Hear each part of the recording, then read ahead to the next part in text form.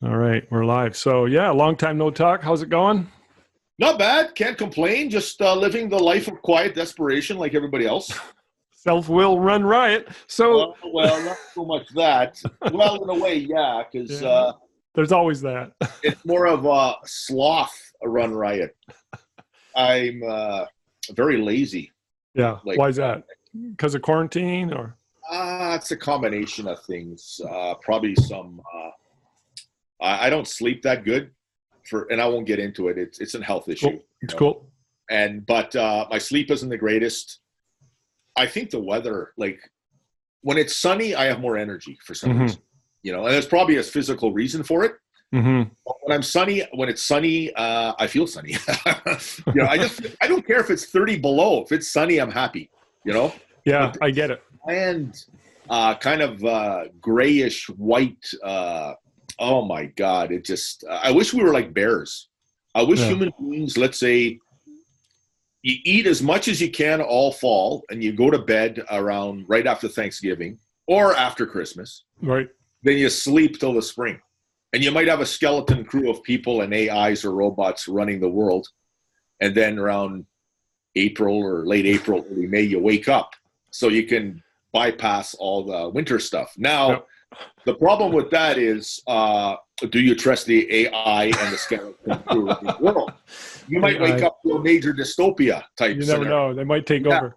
Yeah, or the AIs decide that, let's say they're given a directive to what's the best thing to save the planet, and they realize, well, get rid of the human beings because they're destroying the planet. So, they are. Anyways, that's my thought on. I don't know how I got into this, but I like the quiet desperation, just watching the world go by. Like what's happening with the COOF as it's an acronym for that word you're not supposed to say because YouTube will put you in YouTube jail if you say it. Yeah, it's so stupid, that censorship. But my God. But anyone who knows you is not surprised by what you just said. And the sort of areas you get into is very creative. And you get some of the coolest ideas. The COOF. Oh, yeah, the COOF. I've heard that mentioned by other people. Yeah, me too. But the other one that I heard last spring was My Sharona Cyrus. Oh, okay. By Viva Frei, the Montreal YouTuber. Oh, yeah, I like him. But he was walking around Montreal with his dog. Yeah. His dog actually had a broken leg. His dog was injured. So the dog couldn't walk, but he had to take it out for a walk. Well, he did it because there was that curfew in Montreal. That's insanity.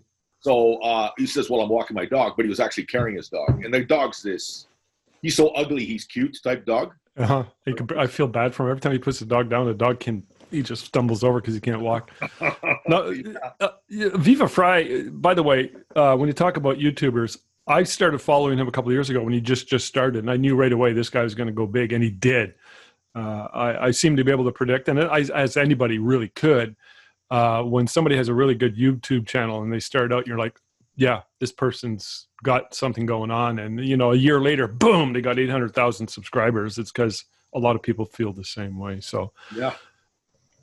But yeah, lockdown, quarantine. I'm in quarantine. You're in things just opened up, but it's winter time. Ew. There's a way around that, by the way, to work with your metaphor or the analogy of the bear going into hibernation, minus the dystopian and technocratic AI aspect of it, which I find that's a really good movie, by the way, right there. All these people, we kind of roll into our because we used to literally hibernate. If you read books on the history of humans, okay, we'd fatten up in the fall, and that's probably where a lot of these rituals came from, like Thanksgiving and Christmas, et cetera, and we would just go and we would sleep. We would get up with the sun and go to bed with the sun, and the days were like night, especially up in the north. You'd sleep 12, 13 hours. That's just the way we survived, and we were very much in touch with nature. Oh, the book called Lights Out. It's a really good book by 2 PhD dudes who studied it. And he talked about that and how we were in sync with nature for those reasons, and we sort of used to hibernate. So, but yeah, there's a way around that, in my opinion, and you could easily just sort of go to Florida for the winter. or Costa Rica. But we could talk about we would like that. we could talk about the Costa Rica experience and my quarantine and all that towards the end. But I want to ask you two questions. Sure. First question is not to do with movies. Well, kinda. But the second question is more specifically to do with movies, and it's a question I've had and I've brought up with you many, many times. But the first question: why do you have a picture of the Pope and Tony Montana and his little friend behind you? Okay, several reasons. Number one, just for aesthetics, just having a plain background behind me, I think, is kind of boring. Yep. And I just kind of wanted to make the frame or the composition of the frame interesting. Number two, Yes. they're sort of both my heroes. Really? Like I've mentioned this, it's such a cliche, but I'm a lapsed Catholic. I'm a very bad Catholic because I don't agree with most of the stuff. But I was raised a Catholic, and I have some general level or minimal level of respect towards the church. Right. And that Pope, Pope John Paul II, I think was probably the best Pope in a very long time. He seemed like a good man. Why is that? Pardon? Why is that? The vibe. And you never heard about any scandals about him, and nobody really criticized him, you know. And he just seemed like a genuine good guy. Plus, he's Polish, and I'm Polish, and You're a little biased. I'm being biased, but you know, when he became Pope, my mother was so ecstatic. She was, oh my God, she bought that picture, eh? Ah. Yeah, so that's kind of my mother passed away a couple of years ago, so maybe in a way it's a bit of a homage to my mother as well. I don't know. Yeah. I thought of that now, but anyways, the Pope is kind of like the epitome of what maybe not totally, but what we need to attain as you know, as human beings. We should always try to be better. Try for some sort of spiritual, not perfection, but aspire to a certain level. And I think he's pretty much near the top of that level. I don't know. Maybe he's, I don't know the guy, never knew the guy. Obviously, I don't know if he's dead, but, you know, but he seemed like a good guy. And, you know, from listening to the media, I don't think I ever heard anything terrible said about him. Okay. Yeah. Okay. Tony Montana. I liked his audacity and his extreme alphaness and self-confidence. Yeah. It's like, I wish, obviously it's to the extreme and it's detrimental to himself and everybody. But if I could have an ounce of what he had, I think I probably would get further in life. So it's kind of like the good and the bad kind of mixed. And I think humans sort of have, they have a good side, they have a light side and a dark side. Yeah. So maybe these are like a metaphor or something. Plus I couldn't find any other pictures. Like, well, it's pretty good. Oh, you call polarities. It's pretty good. I'm impressed. I was hoping to get. I wish I had some B movie posters because we're going to talk about B movies. You know. Yeah. But I don't have any, and so I'm gonna have to order some because there's so many. Like Can you give me? This will bounce to my next question, but can you give me a quote from Scarface? Okay. He's sitting in the back. He's sitting in the hot tub smoking a cigar, right? And he's in a big bubble bath. And his wife is Tony Montana in a bubble bath. Yes, yeah. There's a scene where he's in a bubble bath. It's a great big. It's like a big hot tub type bubble bath, but he's around and he's watching some nature show, and his the younger guy, his buddy there, he's talking to him and they're talking business, and every second word is the F word out of Tony Montana's work, right, out of his mouth. Right. His wife, by this time, he's married to Michelle Pfeiffer, the character Michelle Pfeiffer. Yeah. So she's really not too impressed with his swearing, and he's your typical a-hole, kind of sitting there ranting and raving about everything, and every second word is F this, F that. And she starts giving him shit for, like, is that all you can say? F this, F that. And they get into a bit of an argument about something. Right. And he starts talking about how she should get a job or do something with her life. Like, and he says, I don't know these exact words, but you're just waiting for me to come home to fuck you every day. And she looks at him and says, don't toot your horn, Tony, you're not that good. And then he says, oh, Frank was better, eh? And then, like, I remember him saying that, Frank was better, eh? And then she takes off, and he's looking at the TV, and there's a pelican flying. And he's in the top, fly, pelican, fly. And I kind of thought, okay, here's this gangster who's a total killer, who's got a real loudmouth. But he's really amused and likes watching a pelican fly. Okay? So he said, fly, pelican. It's like it's an innocence. Yes. And then there's a scene where he's in the restaurant where he causes the scene. He's there.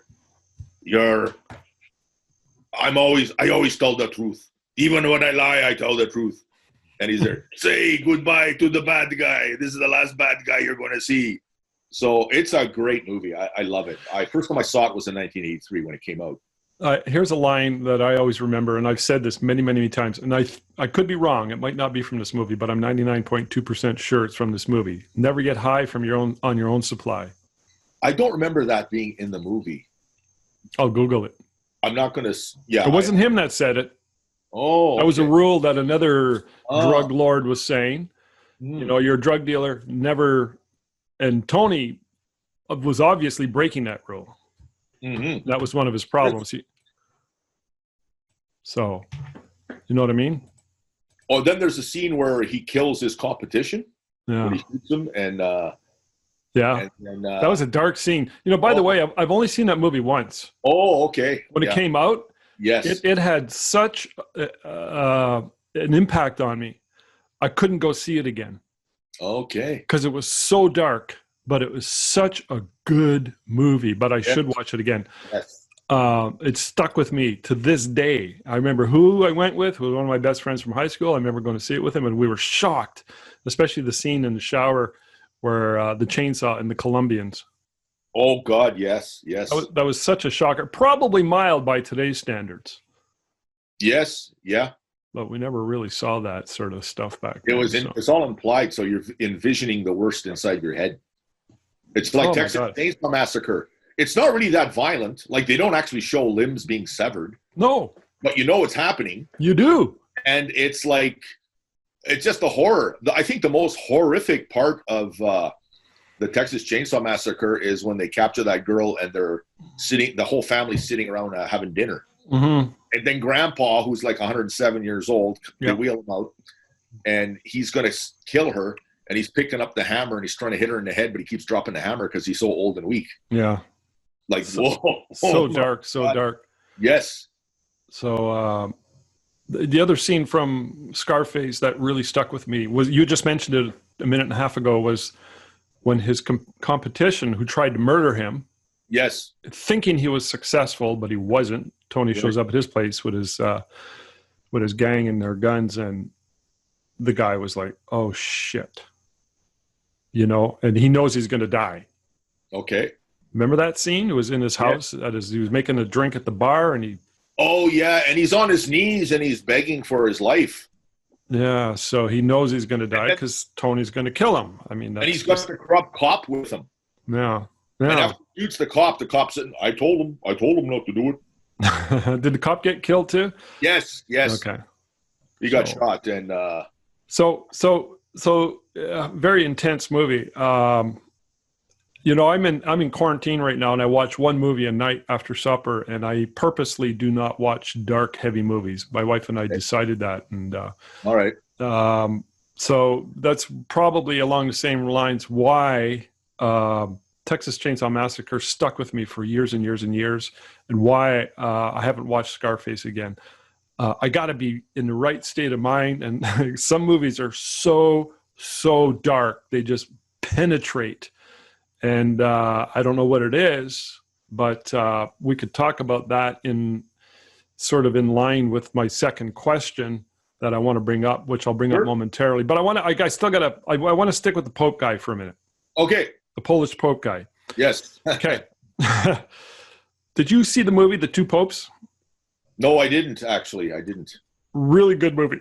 Okay. It's really well. It's a drama. Very well. I think Anthony Hopkins was in it, and I can't remember who else, but it was about the transition from the current pope to the previous pope. The previous pope retired.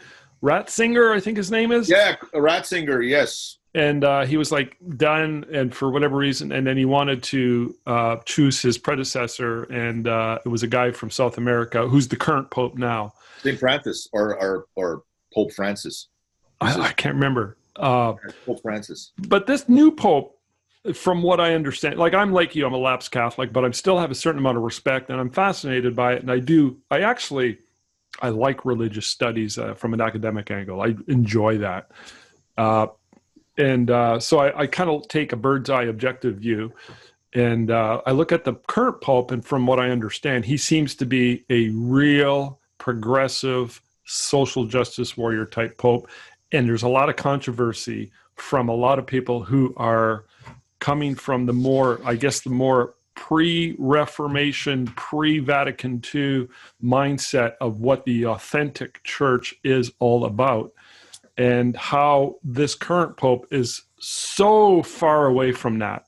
And by the way, my guess could also be that the Polish pope behind you, is probably closer to the old school, authentic, truth-seeking value versus the current guy who seems to be so controversial and compromising. So he's like playing along, and he's a big player with the globalist and the globalist agenda, as well as a bunch of other political areas and arenas that are really out to be excluded from a religion, really out to be. I mean, you should just like stick to what you do, and that is be the leader of a religion. And he seems to be breaking away from that, getting way, way, way too political. Any ideas, any awareness or thoughts on that, or shall I go into my question? I kind of look at the new pope as he's pretty ineffectual. He seems to be how do I say this? I don't think he really stands for anything. I don't look at him as a person who has major convictions. He just kind of he looks like a guy who kind of fell into the position and is enjoying it. And perhaps. And I mean, if he really believed in Reformation and changing the church, he would start getting things going. You're probably unawares. Oh, I could be. Yeah, I don't know that much about him, just from what I hear. He's a globalist, and he's stepped way beyond his the parameter with which a pope operates within as a leader of the largest denomination in the world. He's very much for the Great Reset. Okay. Very much so, and he's pushing for it, and a whole bunch of other stuff. Like when I say progressive, I mean progressive. There's some good stuff about the whole progressive and globalist movement, but in the grand scheme of things, it's got some real dark underpinnings. And when you're looking at it as a movement, I mean, we could get into that, and let's talk about it another day. But just to stick with the Pope, the current Pope, that seems to be where he's at, and there's enough criticism and people who are sort of pointing this discrepancy out. So, but anyways, you put the picture of the Pope there, so you started all this. Sure. Yeah, I do. Yeah. I'd like to say one more thing about St. Francis. Go for it. Saint whatever his name is. Aren't we good? Okay. So I'm disappointed that he hasn't, you didn't hear especially when the whole COOF virus started. Right. You never heard a peep out of him about what was going on. Like, he never mentioned anything. He didn't stand for anything. There's all this stuff happening in the world. You would think he would at least denounce even though it's not really his business, but all the riots in the States and in Europe. Yeah. And this strife and mayhem, right versus left, people divided. You would think that he would somehow say, hey, guys, let's all get along. Like, he would kind of at least be aware of what's going on and put his 2 cents in. Yep. But no, you don't hear nothing about this. It's like he stayed out of the picture. Can I tell you my theory why?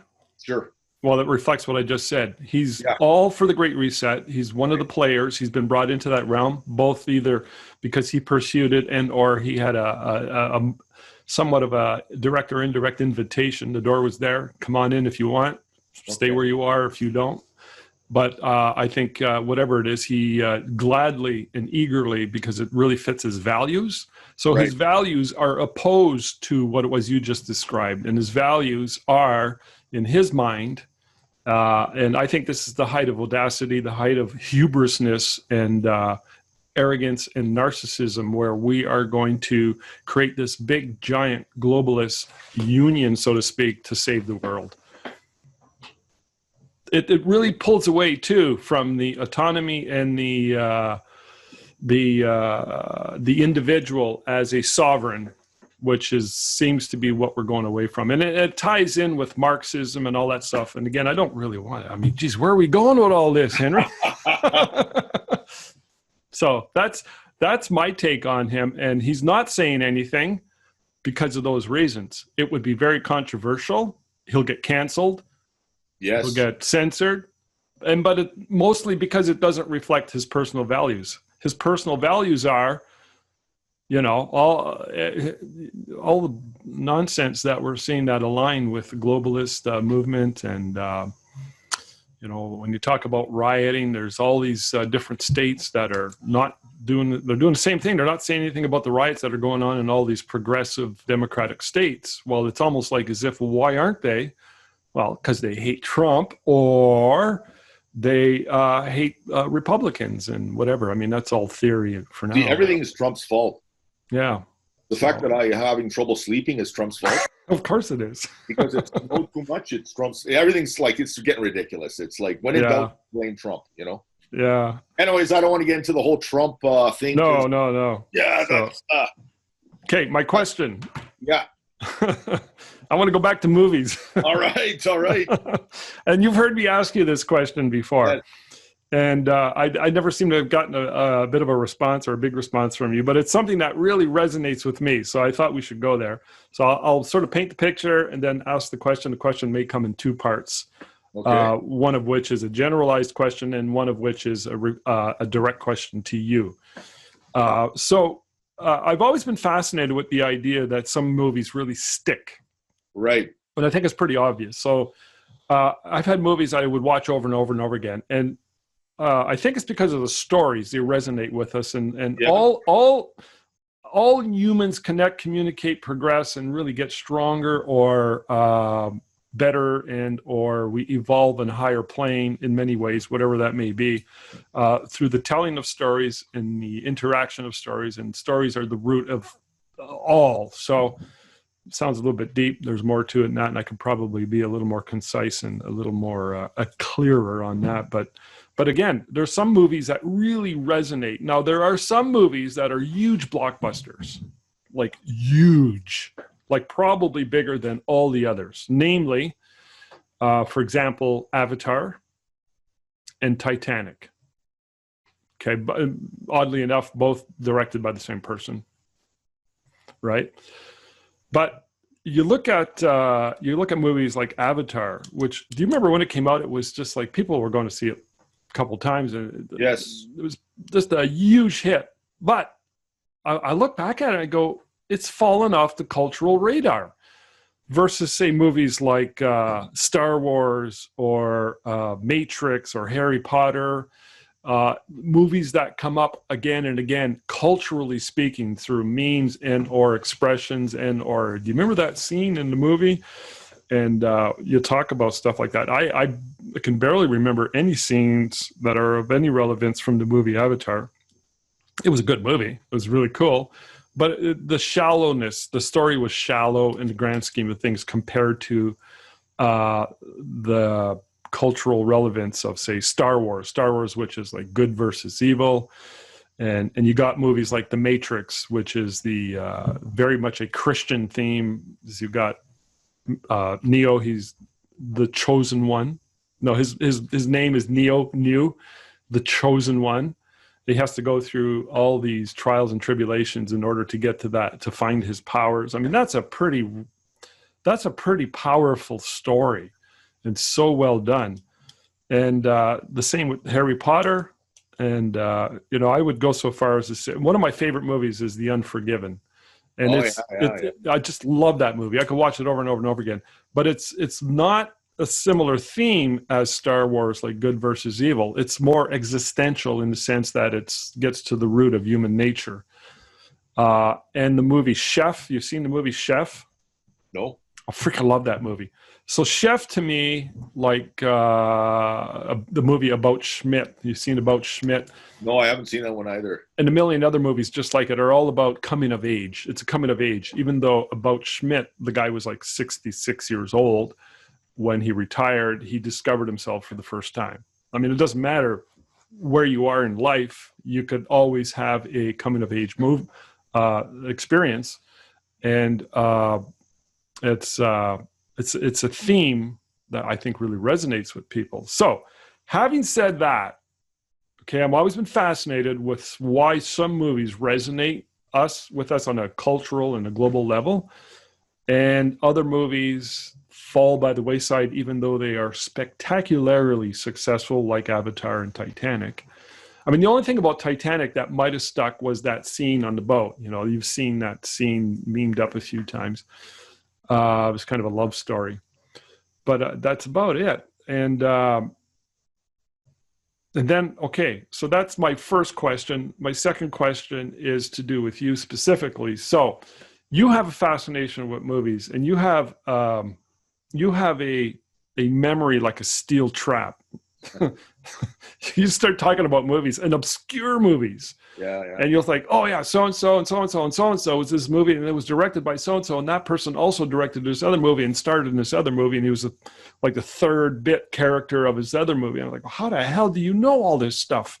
Well, obviously you have a good memory, but you're obviously fascinated with a lot of these movies, which I find completely fascinating that they resonate with you, and a lot of them are B movies. So I thought those are two topics we could talk about. So Yeah, yeah. why is it that Henry's so fascinated with those B movies, which I don't understand, but I'm like, yeah, it's cool. I get it that you like them. And it's like, anytime somebody's fascinated and has a real passion for something, I get it. I'm on for it. Anyways, I'll shut up. Do you have anything you want to add in or say? Is there stuff floating around? Oh, okay. Or did I go too far? No. I think the B movie stuff goes back when I was a preteen and into my teens. I remember when I hit about 13. How do I put this? Before I was about 12 or 13, I had kind of a generic outlook on the way the world was. You know, everything was black and white. People were either good or bad. I didn't see too much. Like on TV, it was pretty safe. You know, nothing really was really offensive or anything like that. And just in general, life seemed to be pretty smooth and normal. And all of a sudden, I hit 12 and 13, and around that time, I started reading the Sudbury Star, which is the Sudbury newspaper. Uh-huh. And I remember reading the movie pages. And we had a lot of theaters and drive-ins in Sudbury. And I remember those days. The poster art was awesome. And I remember the drive-in movies, like they would have like a four biker movie extravaganza at the 69 drive-in, and they have these posters, and they're very dark. And the women were kind of sexy. They're scantily clad, and there's this forbidden quality to this, right? Right. And so that kind of piqued my interest. And plus, I was too young to see those movies because you had to be 18 to go there. And I started. There's some movies that they just showed kind of the other side of life, which I was not aware of, and I found it for whatever reason fascinating. It's like, you know, people. You know, when they say you go to a car wreck or a train wreck and you don't want to look, but you look. Okay. That's a good analogy. Something like that. It's like I was compelled to look. And it kind of showed a part of human nature was, in a way, was almost rebellious. Okay. Mm-hmm. So you've got, I'm going to Catholic school. Once again, I'm not bashing Catholic school. I think actually Catholic schools do a really good job of teaching students. However, you have this kind of generic good, bad, conservative outlook on life. And all of a sudden, I started seeing these pictures of these movies. And sometimes some of them they weren't 18 or over. If you were like 12 or 13, but it says adult entertainment, meaning it's advised you don't go. I started going. And once in a while, there'd be a little snippet of nudity, like you see a breast or a buttock or something. I was like, whoa. Anyways, and the themes were usually dark, and there's violence, and I don't know, not so much but boys have a fascination, I think, with violence and explosions. Like, I really was fascinated with scenes of people getting shot with blood splurting out. Okay. I don't know where part of it, I think, is on a biological kind of like, wow, the body is kind of, it's almost like I, for the most part, not always, I find videos or pictures of operations fascinating. Oh, really? Yes. However, there are some that I cannot watch. Give me an example. I have no problem watching somebody's heart being removed. Yeah. Or, somebody's doing a bypass or brain surgery. They take out a tumor and stuff like that. That doesn't bother me. I find that fascinating. However, I once watched a video of a nose job, and I swear that was the most horrible thing I've ever watched. They're breaking the nose and they're ripping the cartilage out, and it was just horrific. I cannot watch that. I have no problem watching decapitations or intestine hanging out, but for some reason, the nose job really bothered me. You're talking about like plastic surgery nose job, like for cosmetic surgery. Yes, cosmetic. Okay. There's a TV show which I only watched once, and that's enough. It's called Dr. Pimple Popper.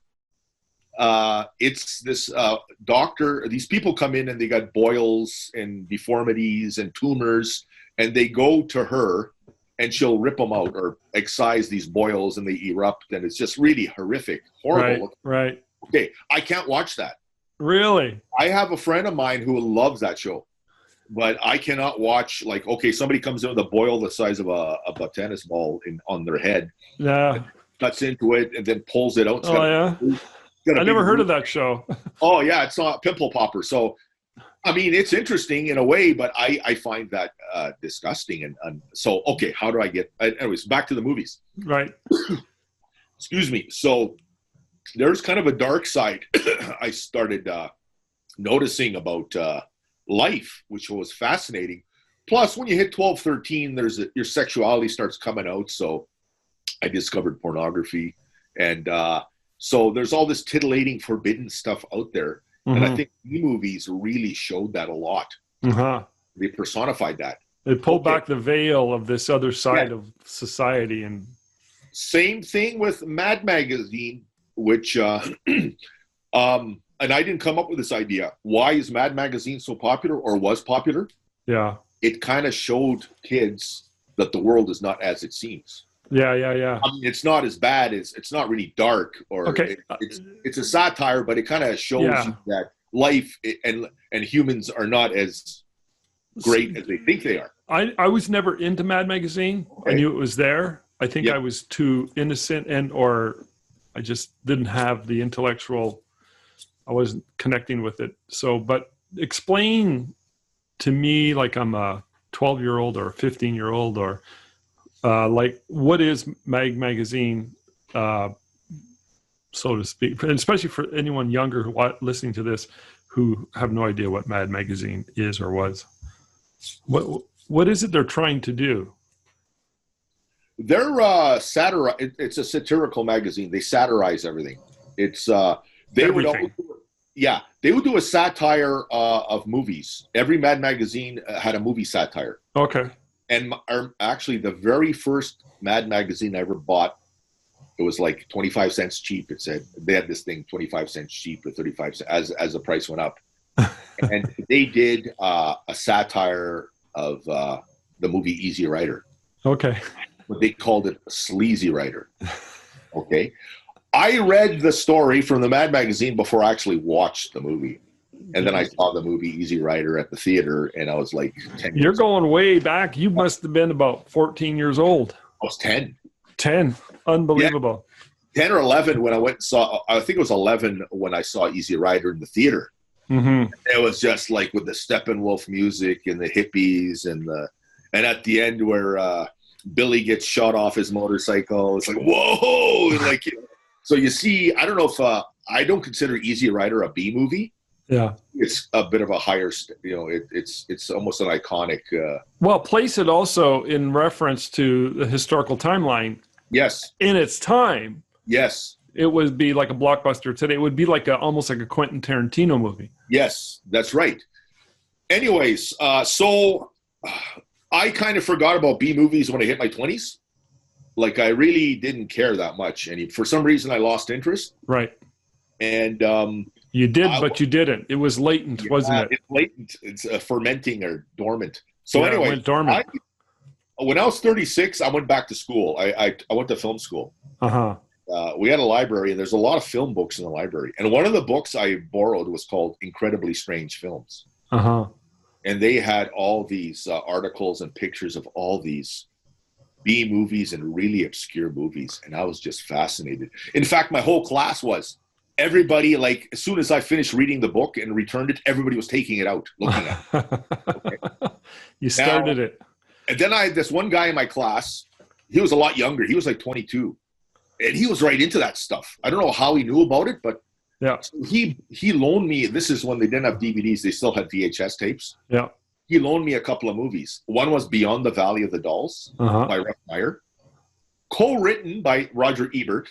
No kidding. Yes. I didn't know that. Yeah. Oh, you have to see Beyond the Valley of Dolls.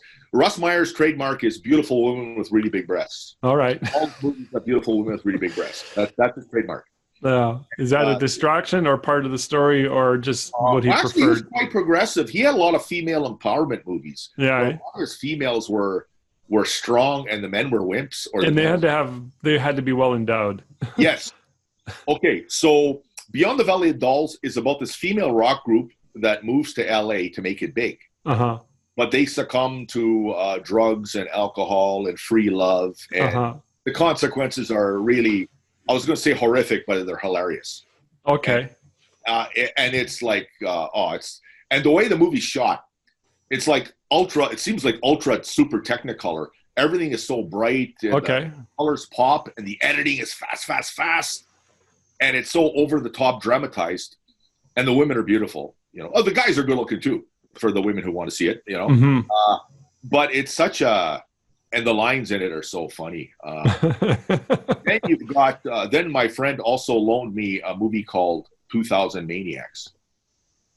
Okay. Oh, that's dark, 1965 or 66 came out.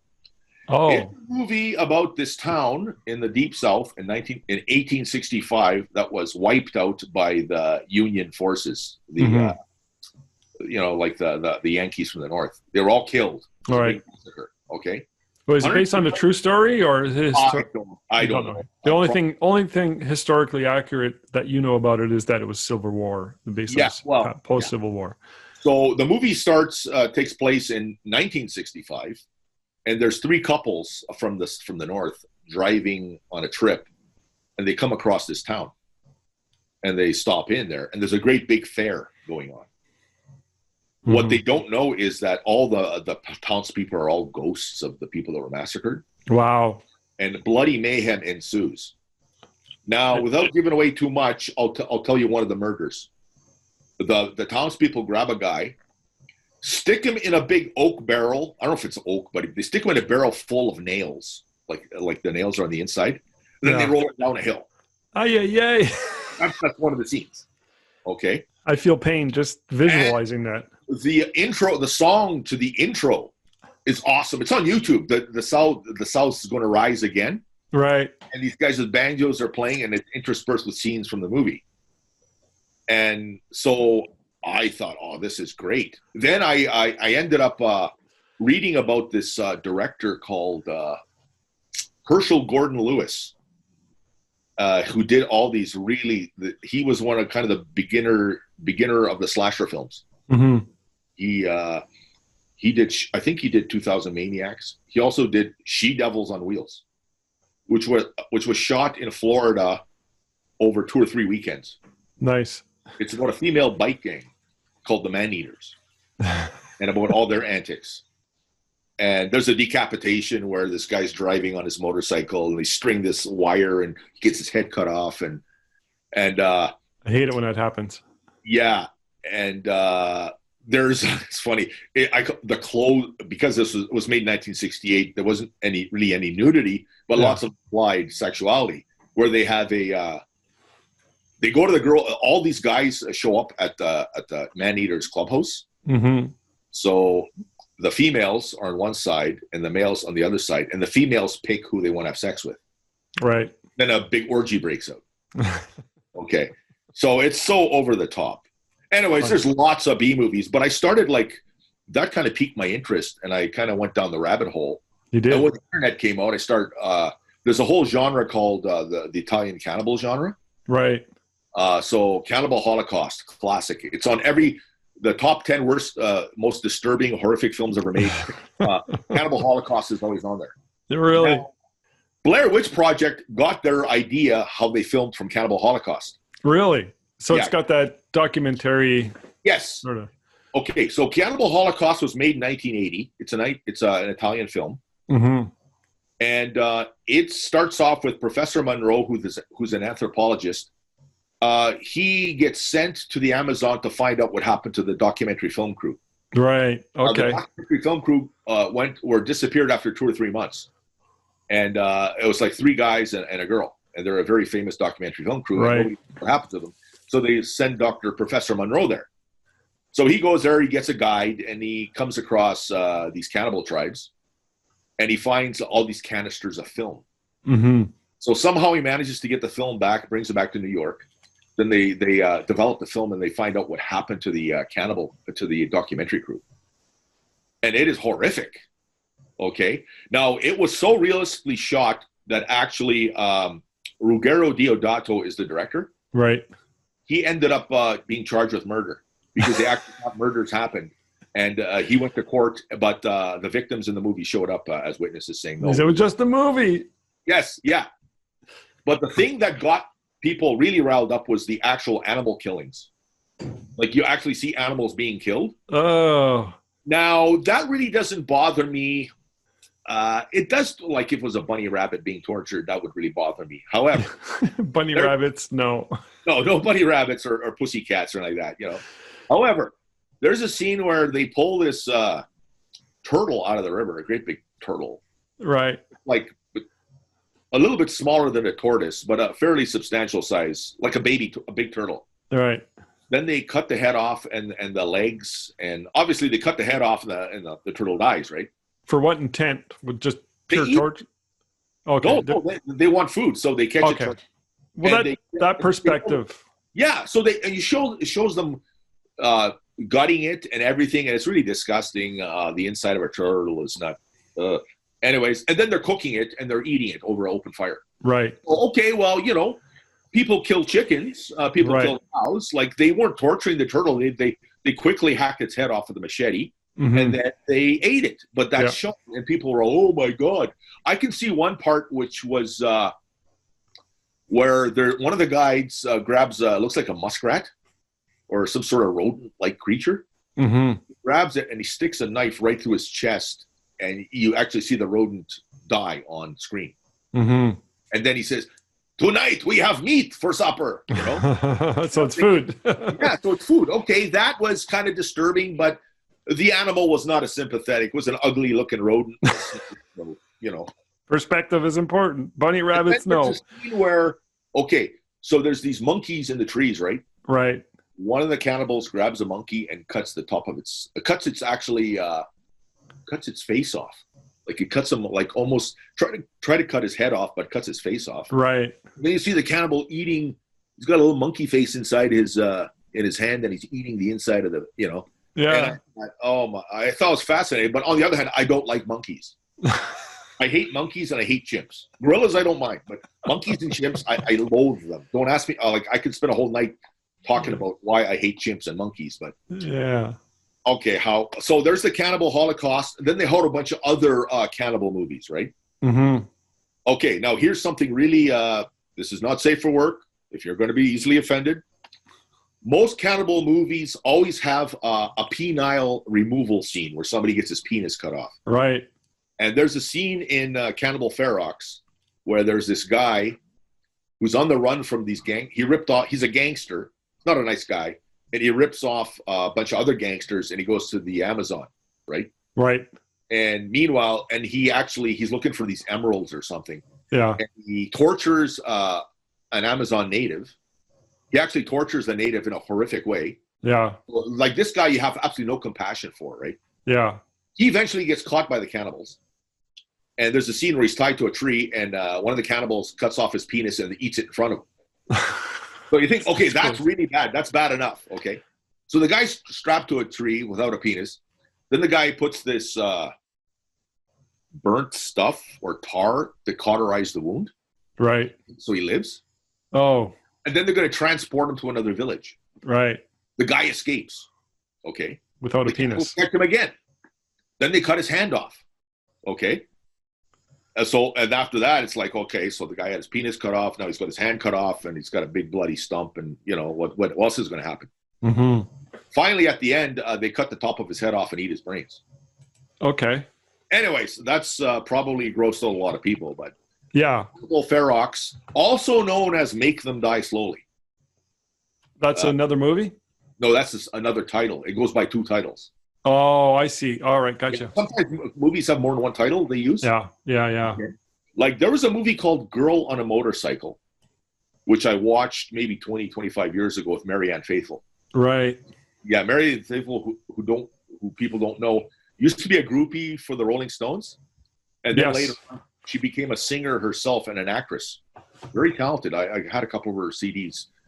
Anyways, Marianne Faithfull plays this girl on a motorcycle. I don't know what country in Europe, but she's married, but she has a lover in another country, and she keeps going back and forth.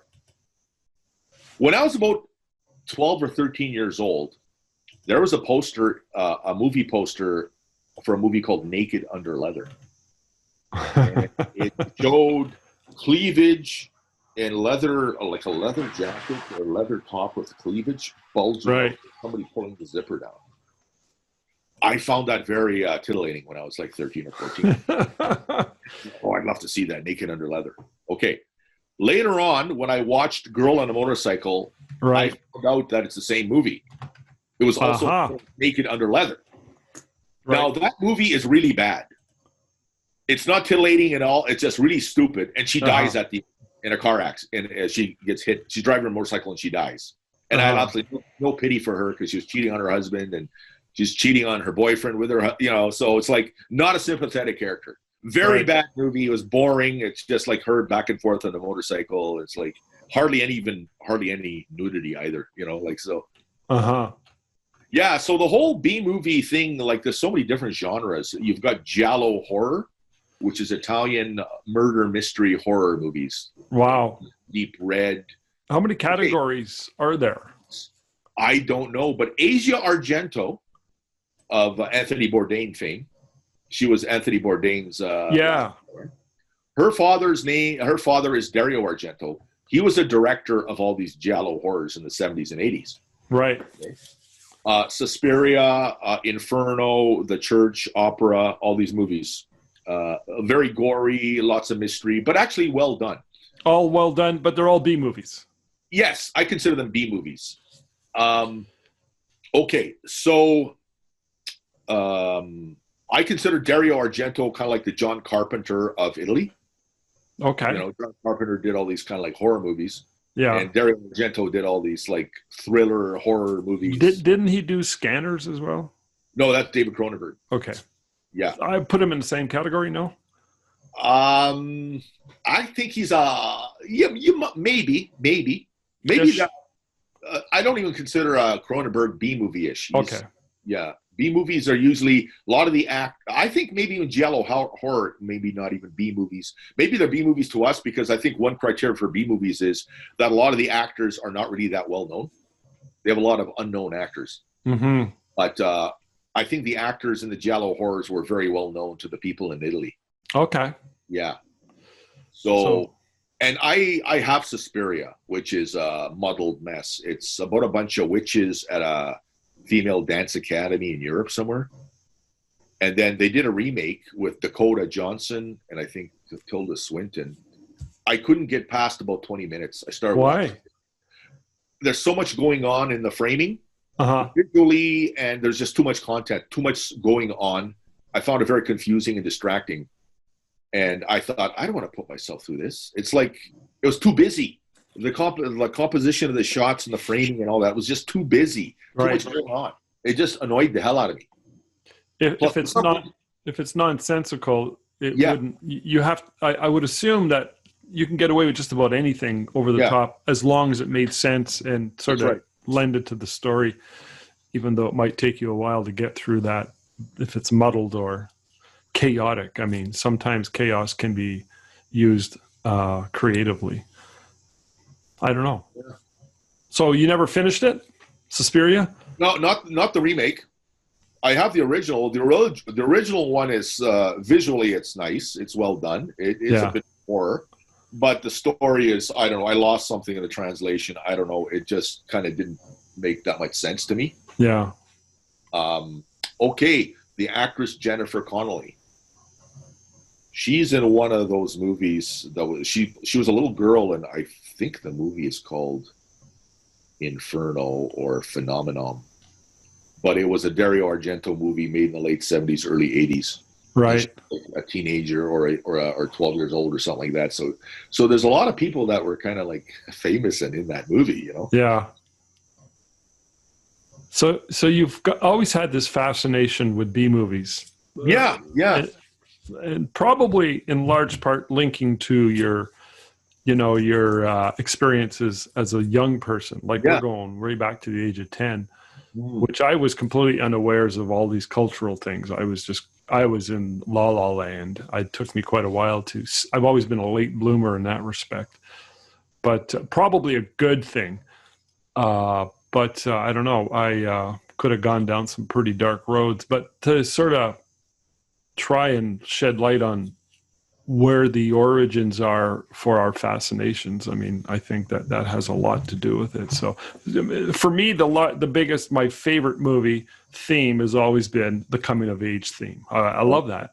It's probably because of who I was and is as a person. You know, I was pretty lost as a child, always getting in trouble, like always acting out from the age of 5, culminating when I was a teenager.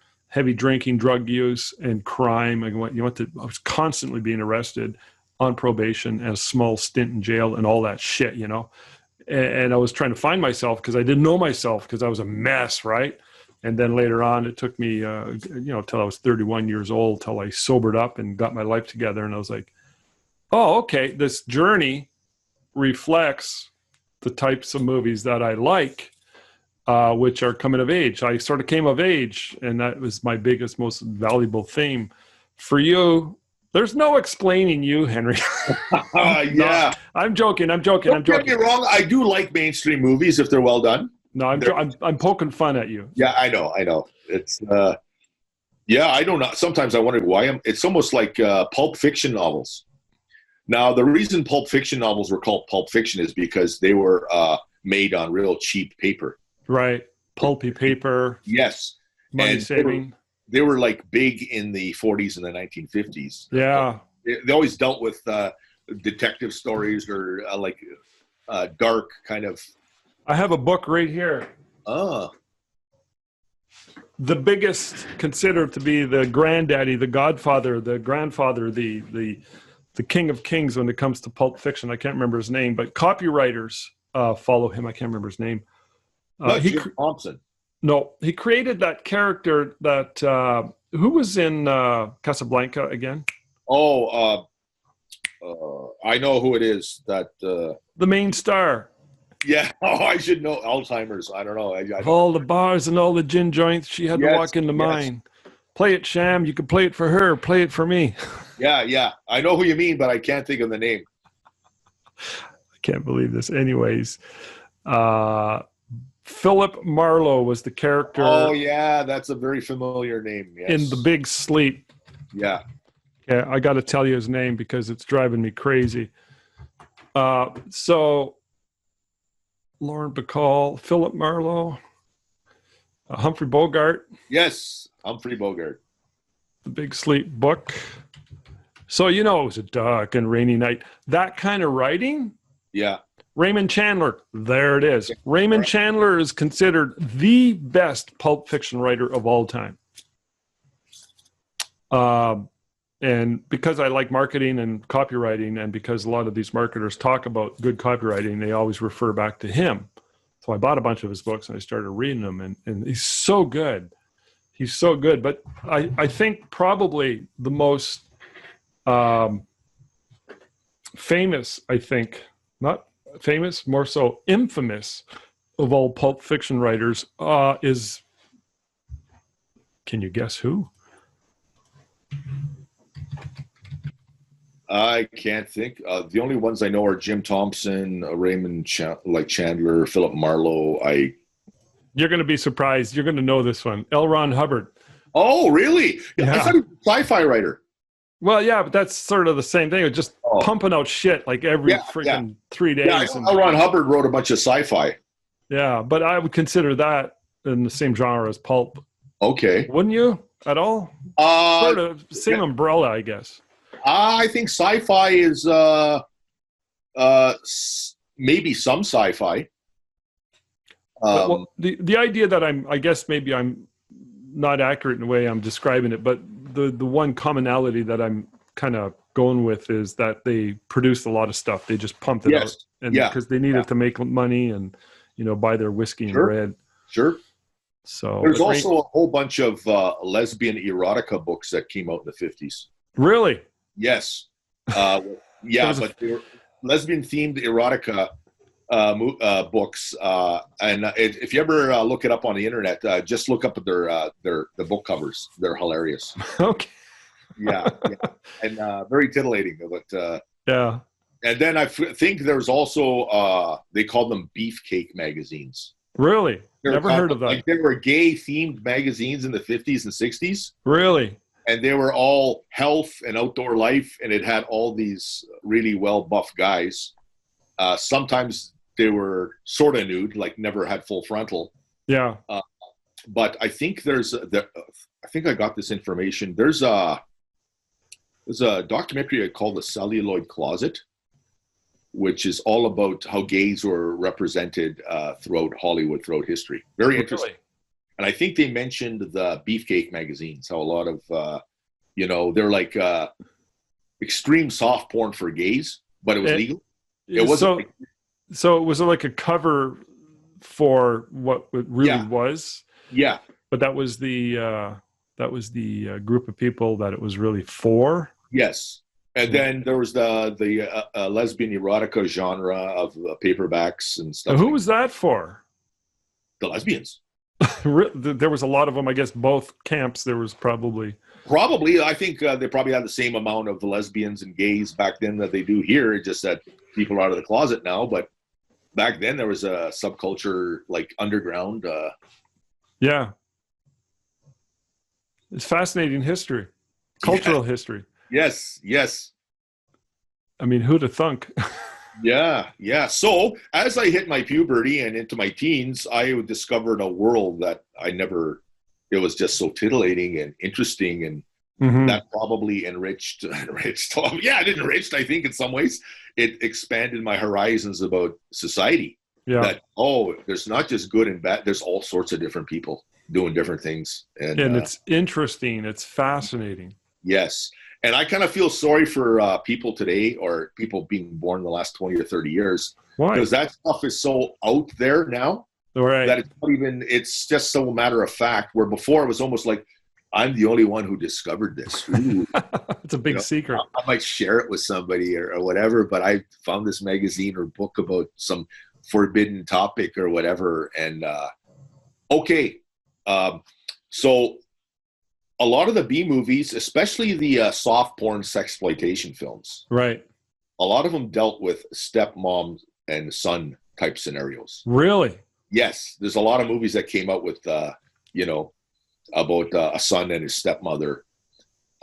Is it the illicitness of it all, or the probably that, and the older woman, younger man thing was, older women were hot back then. Now, if you go on, I go on Pornhub maybe every 4 or 5 months just to visit and see what I'm missing. But I rarely go there now. But there is a trend of semi-incest porn. Okay. Dealing with stepson, stepmother, stepdaughter. Not to be confused with true incest porn. No. I'm sure it's out there too, but and their stepbrother, stepsister. So there's a whole genre of semi-incest porn. It's like right. So it's so out there, but back then it was very kind of, I don't know. That was way in the outer perimeters of. Yes. Yeah.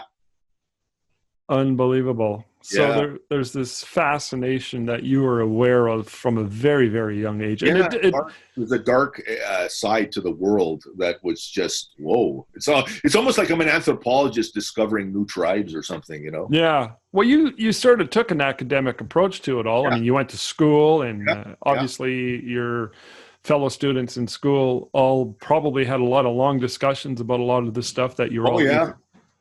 So... And Quentin Tarantino really, a lot of his movies pay homage to all the B movies. Yeah, well, that's what really influenced him quite a bit, wasn't it? Yeah. I mean, isn't that sort of what his style? Yeah, it is. He's very artistic. He's very creative with words. That's right. And characters. Yes. What's your favorite Quentin movie? Do you have one? I would have to say it's Pulp Fiction. Okay. And my second best, the one that I like, is Once Upon a Time in Hollywood. Yeah, that was a good one. Then after that, it's Jackie Brown. Yeah, I remember that one.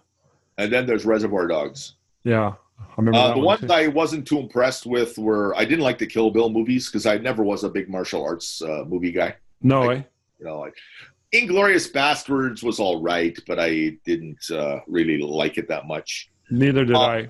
Django Unchained could have been such a good movie. However, the historical facts were really skewed. Yeah. Well, he takes a lot of liberties, doesn't he? Just for the. Yeah, but it got to the point where, okay, all the firearms they're using weren't invented yet. And at the beginning of the movie, it says, year before 1859, a year before the Civil War. Yeah. No, the Civil War started in 1861, you know? Yeah. So there's all these historical inaccuracies, which ruined it for me. Well, that certainly was the case with Inglourious Bastards, but it was taking total liberty. Oh, that was in a kind of a different, you kind of knew where that was going. Yeah. Yeah. Interesting. You don't like Kung Fu movies. I'm disappointed in you. No, I don't. I'm not a big Kung Fu movie fan. That's like, I like watching a good fight scene, but after 2 minutes, it gets boring, you know? Well, when I was a kid, American Graffiti came out. Oh, yeah. You know, and obviously, you know, George Lucas, was his second big hit movie, right?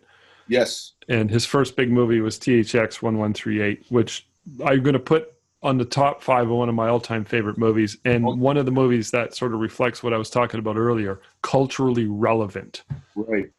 You know, you could shoot exactly the same movie today and it would just apply. There's nothing about it that's dated. There's nothing about it that'd be like, oh, geez, there's an eye roll. Like my wife and I have been watching The Bourne Identities. Oh, yeah. We watched number 2 last night, number 1 the night before, and tonight we're going to watch number 3 with Matt Damon. And you look at these computers, right? They had old school computers on there, right? Yeah. And the old school cell phones, and you're like, oh, that's so dated. I mean, that back then they thought that was really cool, but everything's changed so much since then. And but anyways, what was I talking about? THX, George Lucas, which I saw when I was 17, and it blew me away. And I don't know why it did, probably because I was really high on weed when I saw it. And it touched me at a deep subconscious level. But American Graffiti, when it came out, we all loved it. But I don't think I was nearly, I'm going to say not even 5% culturally aware of what you were when you were about the same age, because you were tapping into what the hell was going on. I was clueless. And, but we all loved it, and we went to see it many, many times. And Planet of the Apes, and all the Kung Fu movies we love. But then again, I used to love wrestling too. So Bruce Lee was like this hero, was just like amazing as a kid. We were obsessed with Kung Fu movies. So. But you went deeper, and your fascinations brought you into a whole new universe. And then obviously, I mean, you're going to go to school and study for 3 years, 2 years. 2 years, get a diploma in Yeah.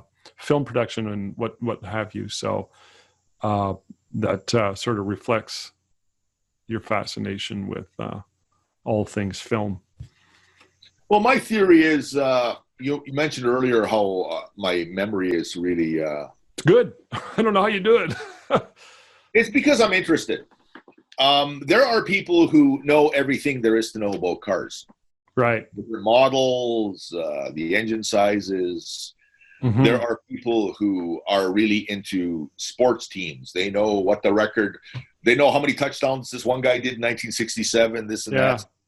I kind of figure because I'm really interested in, I remember it. Yeah. Like stuff I don't care about or I'm not interested in, I probably won't remember that well. True. So I think that's probably why that is.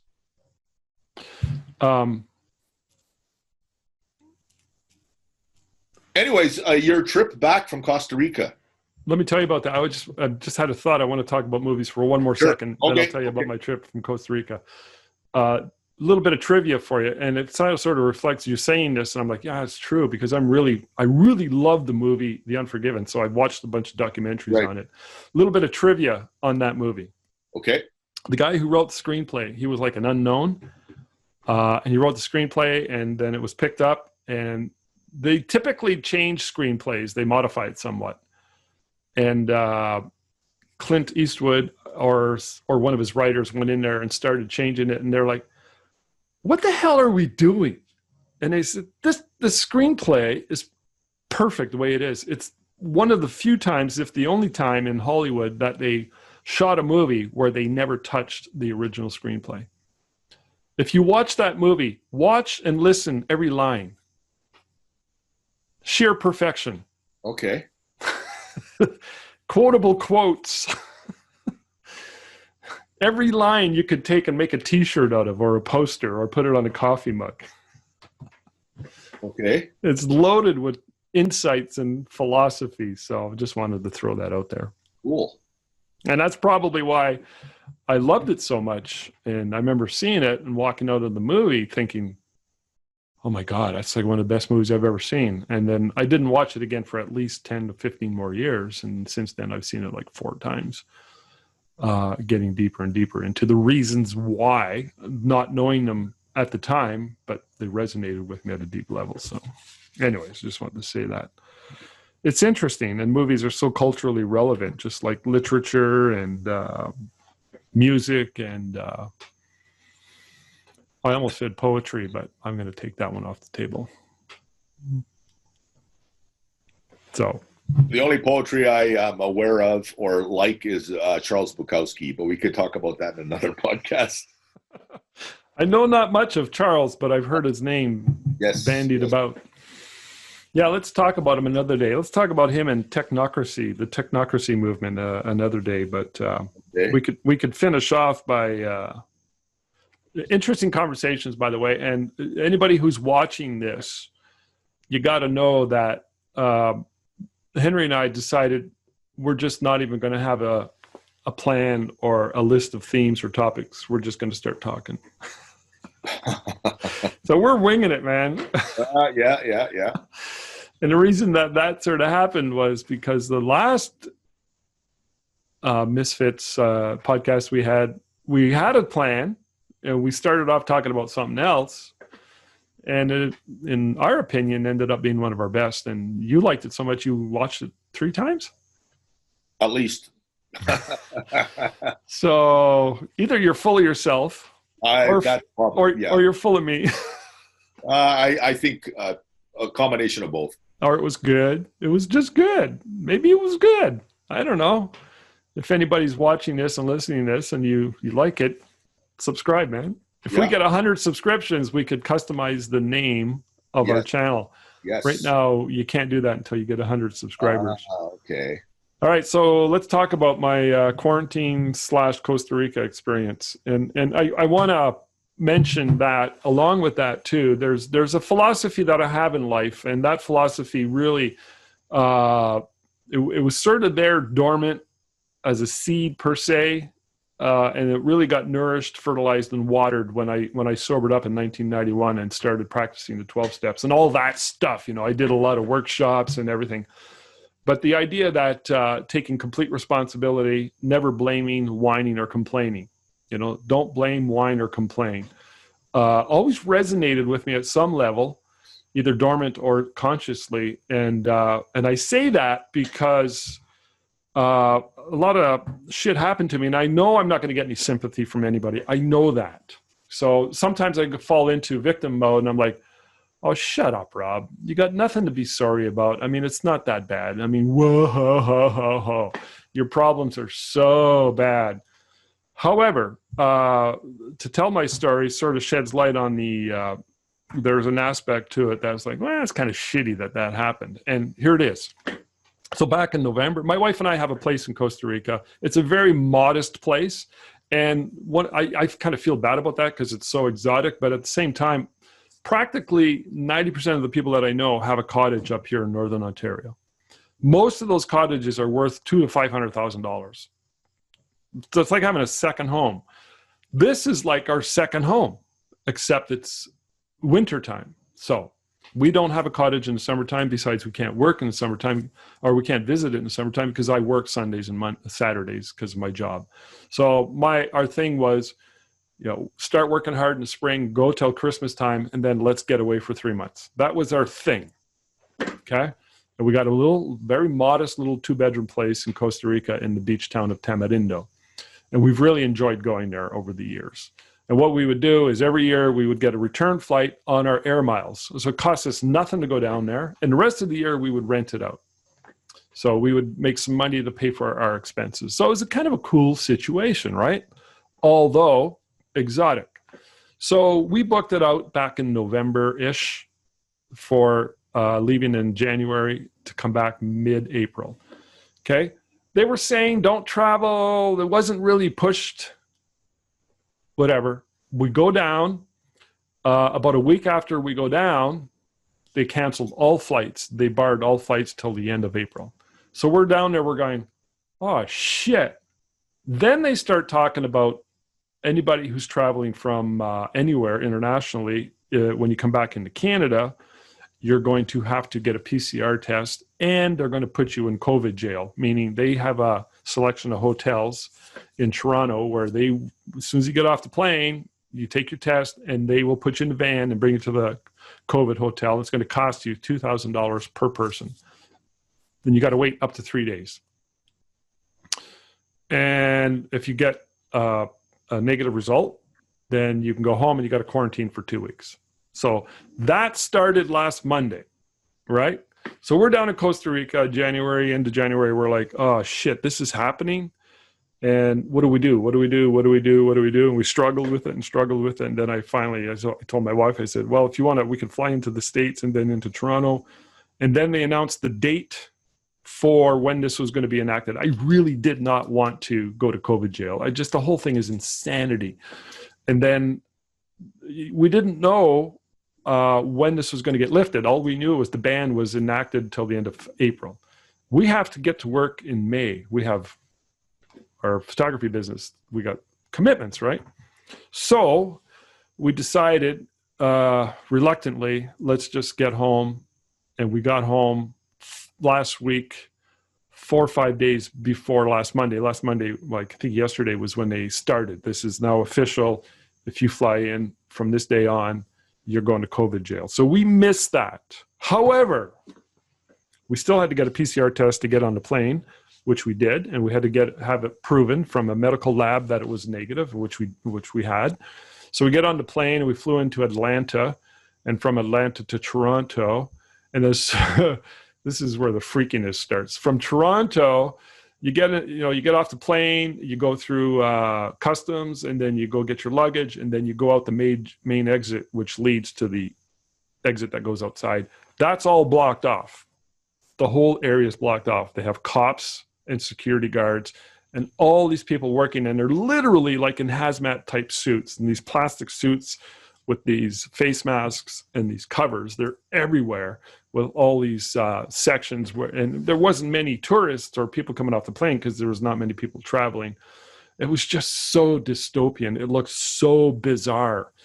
And so we're like, okay, we got to go through this. And then we had arranged for a ride, and he was there waiting outside for us to bring us back home. Because the rule was you have to go straight home and quarantine for 14 days, even if you're negative, which we were. So we're still in quarantine in spite of the fact that we had 2 PCR tests and both were negative. So, you know, and I'm saying all this, I'm like, part of me is like, shit, this is crappy. It makes no sense at all. And I feel sorry for myself, and I pull myself out of that. And so in my mind, you know, my value is never play victim, never feel sorry for yourself, never blame, whine, or complain, right?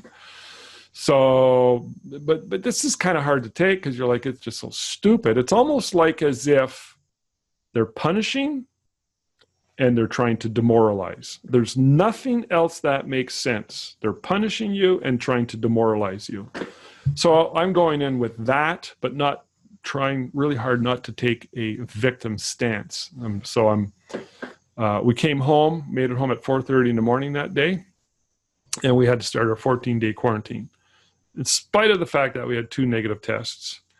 Now, they're really strict. It's just like so bizarre. It's like right out of a movie scene. So we have to check in every day via online, and they email us, and plus they called, and plus we had the COVID cops come and visit us at our door. So yesterday a COVID cop came, and it's a security company. You know, they have the black suits on. They look like cops, but they're not, in the big SUV vehicle. And he has a clipboard, and he's asking Tina questions. And Tina's like, well, what about my husband, Rob? And he goes, well, you're just the one on my list. So the thing is that we knew they were going to come back for me, which they did about an hour and a half ago, like 10 minutes before you and I started this. But this time there was 2 of them. So it's just so weird. So I go outside, and they're both standing there. And the one guy, he's got his hands underneath his bulletproof vest. I mean, it's just, to me, his body language is like, you know, I'm in a defensive, closed-in mode. And the other guy's holding a clipboard, and he's asking me the questions. Are you staying indoors? Where are you getting groceries? How are you getting your groceries? And it's like they're babysitting me and my wife. It's so weird. So they asked, are you not going outside, right? And I said, well, I went in my driveway this morning and I shoveled the driveway. And they're like, the one guy, especially the one guy, he's like, and I'm looking at him going, why? What's wrong? He goes, well, I'm like, okay, look, they called me a few days ago and they asked us if we were going outside and what we're doing for exercise. And they said that you're allowed to be on your private property. I said, I came out in my driveway this morning and I shoveled my private property. I don't see the problem here. And the guy got all defensive, right? And then he's like, yeah, but there's a difference between quarantine and isolation. If you're tested positive, you got to be in isolation. You cannot leave the door. I'm like, okay, that's news to me because I tested negative, so I'm in quarantine. Why does this matter right now? So I started arguing with the guy. I was pushing back on him, but I kind of let it go. And I said, you know what I mean, right? I said, we can agree on that. And I sort of had a little bit of a debate going with him. And I kept my cool, but I just found the whole thing so dystopian, so off the charts. And we don't really talk about it. And we haven't shared that information, the fact that we went away, because we knew there's a lot of cancel culture out there. There's a lot of shaming going on if you're going against the narrative. And the narrative that is, if you're traveling, you're killing people. So even though us being down there is probably a million times safer than us staying in Canada, because there's 0 cases down there, like 0. And, so that's my COVID story. So any questions? No, it's disturbing. Just this whole madness, this, it's still less than 0.5% of people getting COVID dying. I know, it's crazy. And they're all like 80, 82 years old. Yes. And in Canada, anyways, I don't know about the US, but in Canada, I think of the entire population, I think it's a little more than 2% have had COVID. Either has it or have had it. So, it's 2%. Like, really? I think there's more opioid overdoses than that, and more people die of diabetes related or obesity related diseases. Which makes you wonder then why? Why are they doing it? Is it stupidity? Is it nefarious? Is there an agenda? That's the big question I've been asking since last spring. I think there's an agenda there somewhere. I believe so. I believe it's the Great Reset agenda. Yeah. When you think of the Spanish flu, like over 50 million people worldwide died. Back in 1919 numbers, though, Yeah. that per capita number would be much higher nowadays. Yeah. Yeah, I guess. Yeah. But still, it's like. It's a lot of people. Yeah. And it went away. They didn't come up with a vaccine. Yeah. Yeah.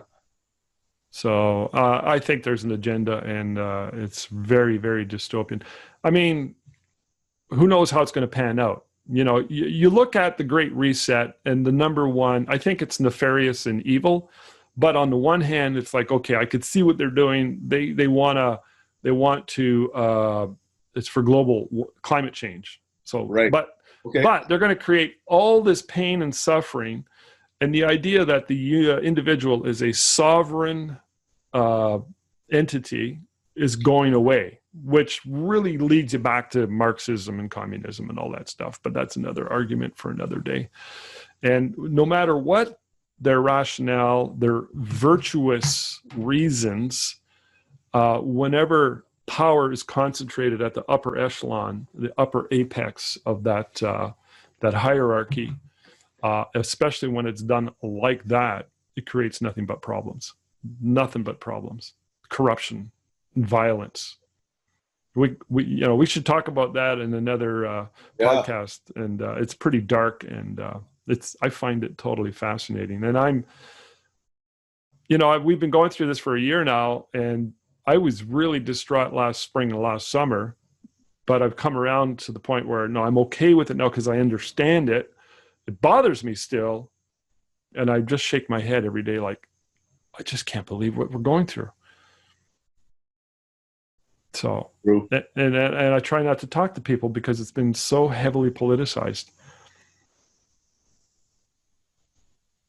Right? Yeah, that's true. I don't know what else to say. I agree with everything you had to say. Oh, good. So, but I do. It's ridiculous. It's like sometimes I think they just. I believe there's got to be some restraints. I have no problem wearing masks indoors. I mean, keep the borders kind of closed and that, but make sure things are open. And it's just. And what really annoys me is those stupid "be safe, we're doing this together" type of commercials, announcements. Be safe. Be safe. No, like, okay, why not play those announcements at McDonald's where now remember, don't overeat too much. Be safe. You don't want to have that heart attack. Yeah. Well, this whole safety issue is a big topic in and of itself, and I'm with you on that one. And since the beginning, I was like, I find that so stupid. The whole thing is just to be safe. What? We're supposed to protect ourselves. What about the immune system? And nobody talks about metabolic health, Right. There's a doctor called Paul Saladino. He's got a really good YouTube channel, and he talks about this. That and he had COVID, by the way, and it was like a bad cold for a few days, then it was gone. Okay. But he's like super healthy, and he says, why don't they talk about metabolic health as being one of the major reasons why people who are really sick or dying from this, that's really the underlying truth behind it. And I have a friend of mine, his sister is married, and they have 7 kids. Christmas time, they all had COVID, the whole family. And he was talking to them on Zoom. And they had a little bit of sniffles, and a couple of days later, it was all gone. So those are the only people I know who have had COVID, and they've recovered completely. So, but I think there's a big agenda underfoot. So. Yeah. Oh, totally. Yeah. Call me a conspiracist, but it's going to come out eventually, and all you can do is all you can do. And like I'm in quarantine for 14 days, so I'm trying to go in with the right attitude, and I'm trying to take the right attitude to what's going on socially and in our world right now. So we do have control over our own thoughts and our own decisions and our own attitudes. So, getting through it. Okay. I could easily just let go, just watch TV and eat junk all day. But I purposely have gone into monk mode and Like, I have a cold shower every day. I want to suffer. Okay.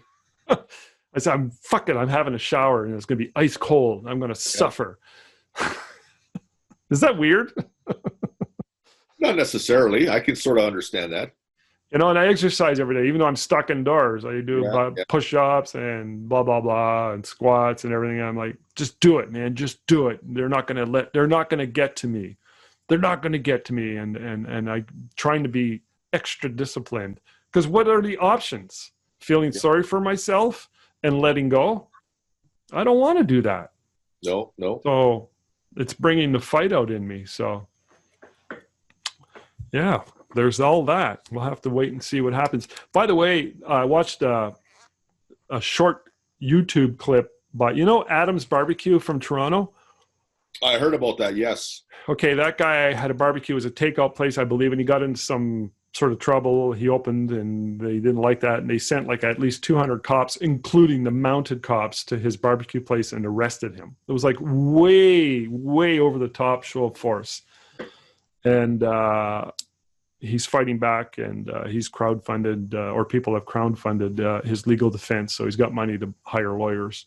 He put out a press release the other day. If it's on YouTube or Facebook, it'll probably get censored or you'll probably get booted off. You have to go looking for it. It's out there somewhere.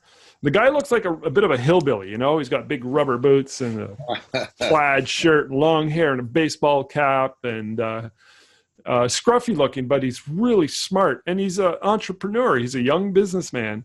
He's got a couple of these barbecue places throughout Southern Ontario, and you could tell he's quite smart. When you look at him, you think, oh, he looks like one of those miscreants, or what was it that Hillary Clinton called him? He looked like a deplorable. But his press release is really, really good. So somebody filmed it with their cell phone, and go looking for it. It's quite interesting. All right. And very well-spoken young man. I was really impressed by that. And he really talks about a lot of the stuff that we're talking about when we're talking about this agenda. And that's going to be his main defense. He's not just taking a narrow path. He's going broad, and kudos to him. He's young and he's feisty, and he's got fight in him. So we need those type of people. We do. More deplorables. So that's right. All right. So, geez, this was good. We went an hour and a half and we were winging it. Now I got to go shovel my driveway. I already did mine before the COVID cops showed up. I actually wanted. I got out early this morning because I'm in a condo complex. They're like townhouse condos, right. And part of being here, they shovel for you. Okay. I kind of hate that. It's like, what am I, an old person? I can't shovel my own driveway. So I got out early this morning.